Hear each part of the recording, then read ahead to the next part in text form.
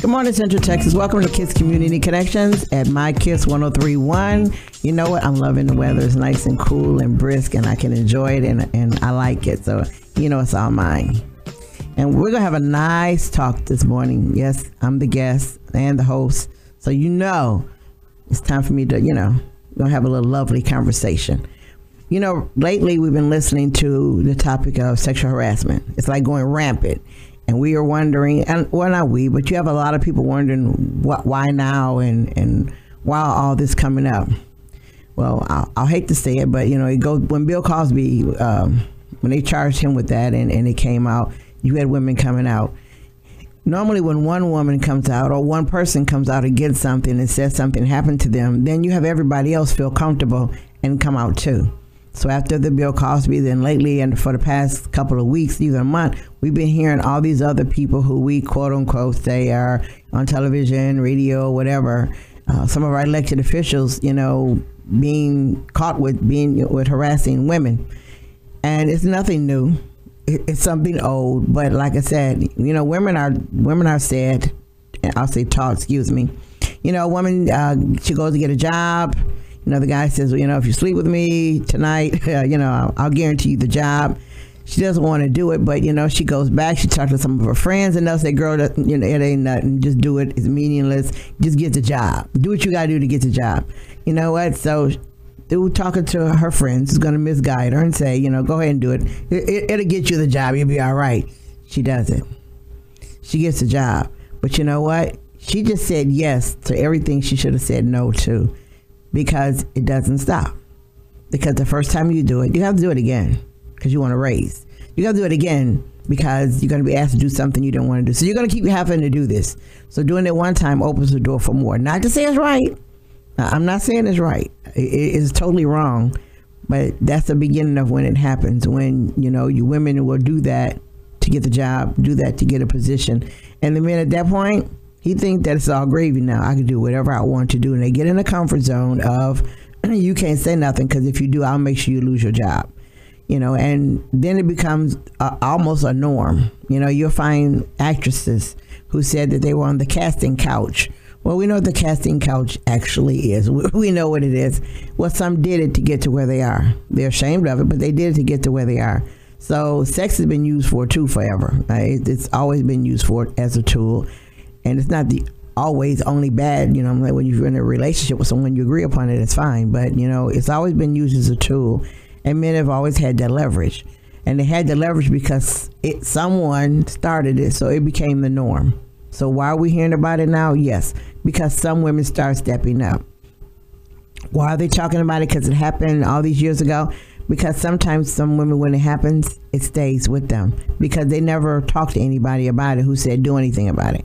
They talk to women and they talk to friends. They might talk to family who said, you know what, you got the job, suck it up, you gone. Just move on. You got the job. You might have to do it every now and then, but you got the job. Well, they're not thinking about you. They're thinking about the fact that you need to keep this job.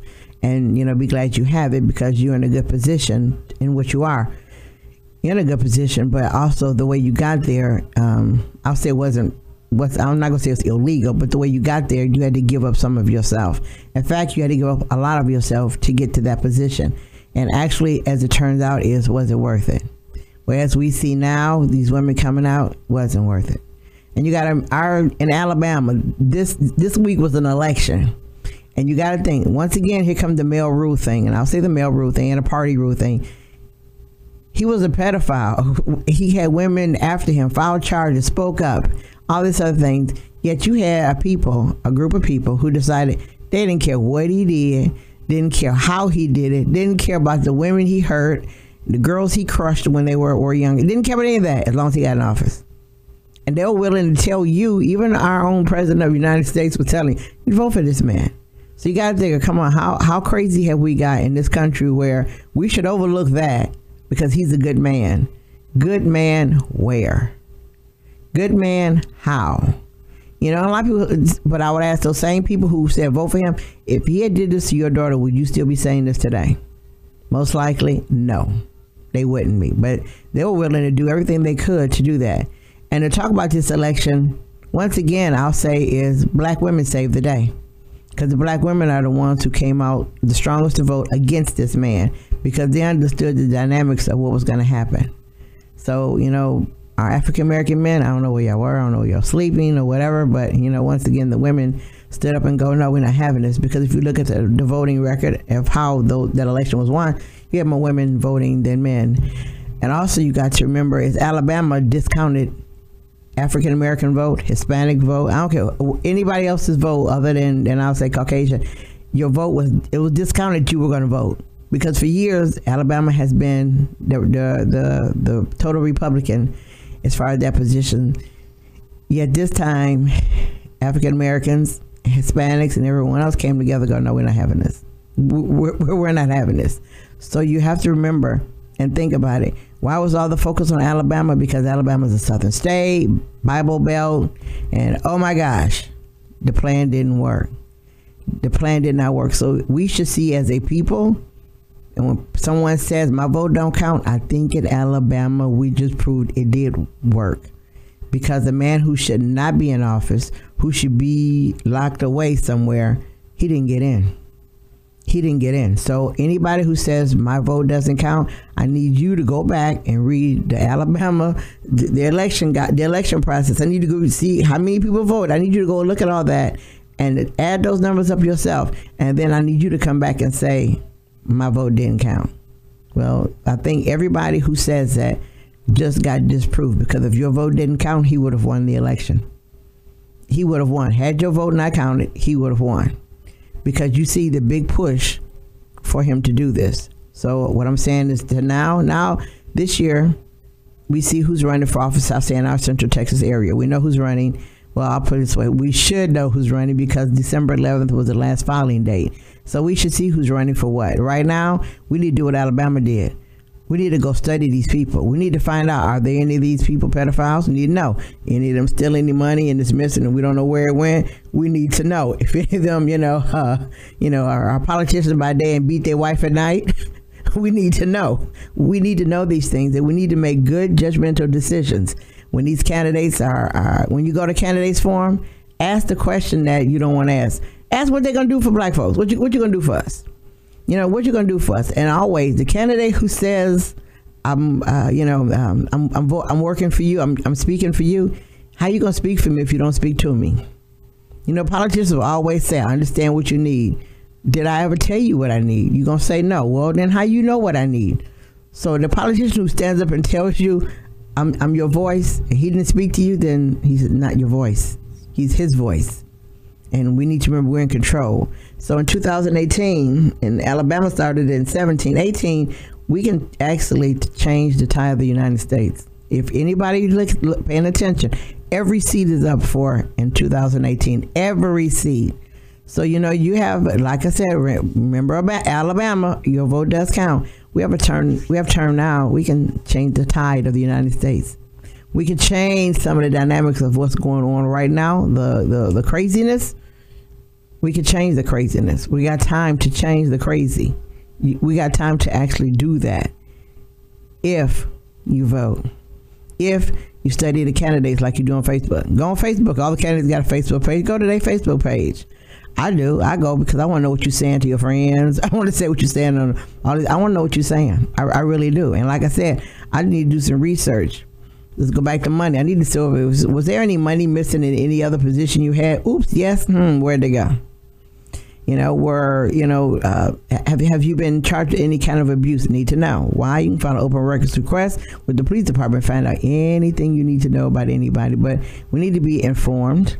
We need to be well versed on our candidates, and we need to know. And like I said, and this sexual harassment issue is growing. It's getting worse. People are being taken out, and we didn't even know nothing about it. And like I say, Charlie Rose, boom, one day you heard about it, next day he's fired. You're like, really? For real? And then people go into I can't believe it. Well, the person you see on television is not necessarily the person when he gets off there. Got to remember that. The same person, you're two different people at that time. You're acting in one role when you're on your TV show and in front of the public. You're one person, but when you leave, you're you. You're you. So saying I couldn't believe it, you might be shocked. I was like, really? Wow. Okay, how long has he been doing this? You know, we saw other people on TV mysteriously, all of a sudden, here they come with all these allegations. Well, you know what? It's been going on, and it is time for to come to a head. But also, you know what you need to think? You need to pay attention to and learn how the government works. And I know you're going to say, how am I putting the government in this? Very easily. You listen to all this harassment charges over here, and they need to be brought forward. But are you paying attention to what's going on in our government? Did you pay attention to the fact that when President Obama was president, he put a cap on the internet access, the fees that your companies could charge you? He put a cap on that. He allowed them not to charge you all these fees that more, you want your computer, the internet to go fast, you had to pay this, and that. He stopped that. But do you know this week your government changed it? So now that your internet providers, they can charge you for faster internet access. They can now charge you for some of the apps and things that were free. They can now charge you for that. That happened while we were all paying attention to sexual harassment. So what I'm saying is, when something like that hits heavy, you got to look to the other side to see exactly what's really going on over there. What's going on the other side? Also, this tax bill, this big, huge tax bill that we're supposed to be loving and looking at. You know what headway it made while they were making sure that you knew about everybody on sexual harassment? Did you pay attention to the other side to see what leeway that bill was making? Did you pay attention to the fact that it's a nightmare right now? That both parties are now, not both parties totally 100%, but you got people from the president's party who don't like this bill, and they're arguing about it. But we're not assisting them because we're worried about the sexual harassment part. So when things like that happen heavily in one area, you need to go back and find out, so what they're really doing over there. So what I'm saying is you got to do both. Pay attention to that part because it's important, but always go back and see what our government is actually really doing. What are they doing behind this? What are they doing what bills are coming up? What are they voting on over our head while we're focusing on the harassment issue? Now, also, I'm going to talk about the harassment issue, but I'm going to bring it a little close to home, to families and harassment. Certain families, you have a habit of having relatives who are not really relatives. And I'll say some men, men, you'll have one of your buddies always around, he's always going on. So you suddenly introduce him as Uncle whoever, Uncle A. Uncle A is your friend, but now he's Uncle A. So you change his position in the family.